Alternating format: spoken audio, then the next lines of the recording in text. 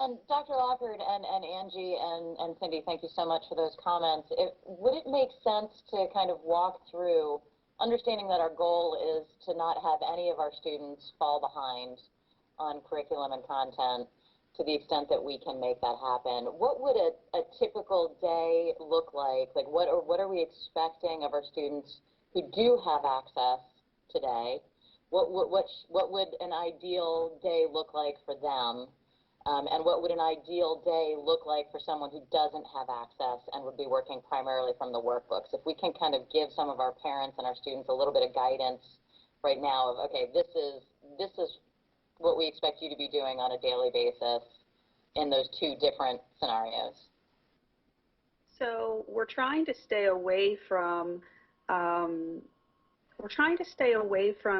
giving parents a formula, because we understand that parents are in very different situations at home. Parents are trying to work from home.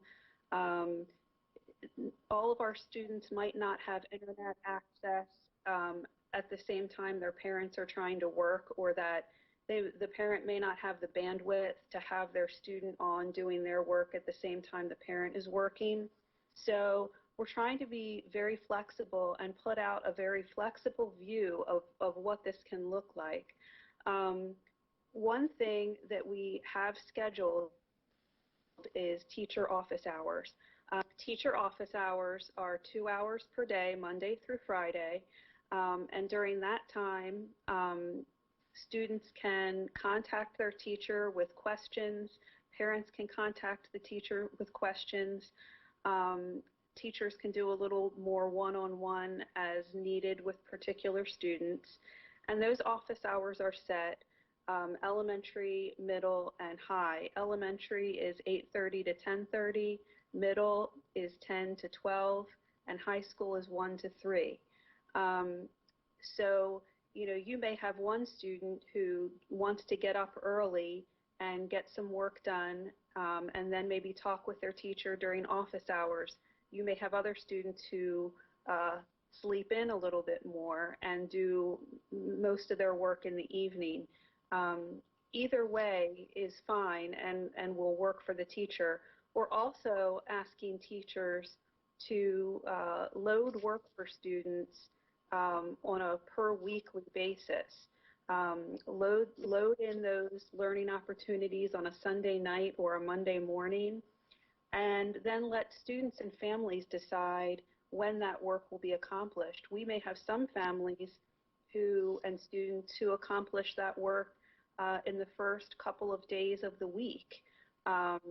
We may have other families who decide to work a little bit of a time on that work that is distributed.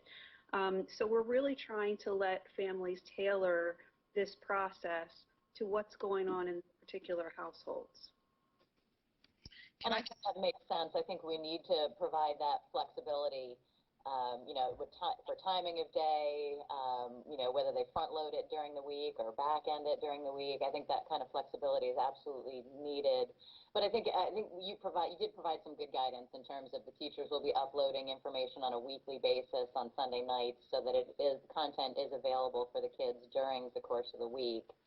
And if we said that, I believe I saw some guidance from my students' teachers saying spend at least 20 minutes a day on each major content area if possible. And that will also be different based on grade level and content. So what we expect a first grader to do and spend time doing during the day will be different than a high schooler.